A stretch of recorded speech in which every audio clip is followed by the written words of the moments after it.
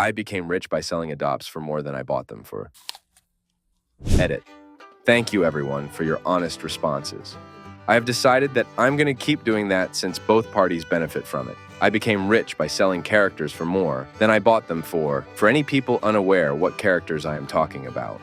There is a culture and art community of drawing images of creatures that you made up and later selling them, which is called an adopt. So, how exactly did I become rich?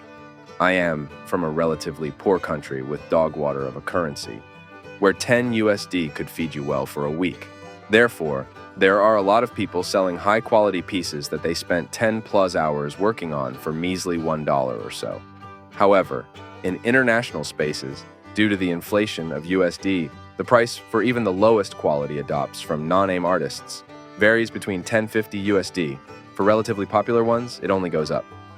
So, as you might have guessed, I just buy those HQ characters for cents and then resell them for what would be considered big money in my country. And even if I were selling them for lowball in the US, I would still be making profit either way. Usually, there are twos to characters like don't sell for more than bought unless spent money on art, notify about the new owner, and etc. I avoid those because I don't care for those characters besides reselling them for more than I bought them for. I really feel sorry for those designers, as they most likely could get a lot of money if they just learned English and made a Toy House, Ichcom, etc. account. But capitalism is a game with survival of the fittest. I read you explained what an adopt is, but I still don't get it. And why would people buy that? Sometimes people like to come up with stories, situations, etc. for a character, but don't like to actually do the visual design for the character. So they buy a design instead, and then get the rights to develop that character however they like, and give it their own story. Think analog NFT. Way more interesting than regular NFTs, IMO. Significantly. Okay, well, I'll give you an example of another art community that exists: cakes. Imagine you really like cakes, and you get an insane pleasure from eating them. Now there is a person selling those cakes from your local bakery.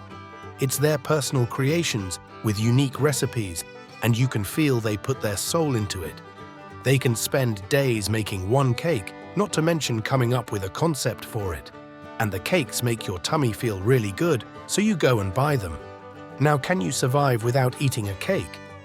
Yes. But you still bought that cake because you like it for one reason or another. Then there is an even bigger cake company from a popular cake artist that makes even better cakes. Even your mum has heard of them, and it's a flex to own a cake made by that person. But due to demand, the prices are really high, and rightfully so, because actually art takes a lot of time. And besides, if that person is popular, it's basically guaranteed that you receive high-quality products and not some off-brand copied cakes. So you buy it, and once you buy it, this specific sample belongs to you. You can do anything you want with it. You could throw it into a wall for all you know. Who's there to stop you? That's pretty much how it is here as well. The adopts that we make are made for our personal use. You could make law with it, commission more drawings for them, or you could resell it.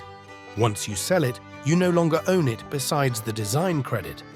That is, if you created it in the first place. In fact, a lot of people resell adopts. I hope this makes sense now. I tried my best to explain. So to simplify it, you pay someone to buy their art for like 50 cents, then that makes it yours. And you now have the right to do whatever you want with it, including selling. Then you resell it for like $10, $50 in another country. The only comment that makes sense. Pfiffer. My guy, this is called a trading business. If from USA, it makes sense. Sorry, but it's not #1 country. You are put in a scheme that basically make you a slave. Like most countries, but like in worst. So, not surprising. Reddit, that being said, I wish you a lot of strength and bravery. And I hope the next thread I see you in is about how to spend an extra billion of spare change. Have a nice day. I'm not from USA and have never been, but I agree with what you said. Just seems like the whole word is like this. But thank you anyways. LOL, you have a good day too. Training match 6649. Thanks for watching. Don't forget to subscribe and like. See you tomorrow.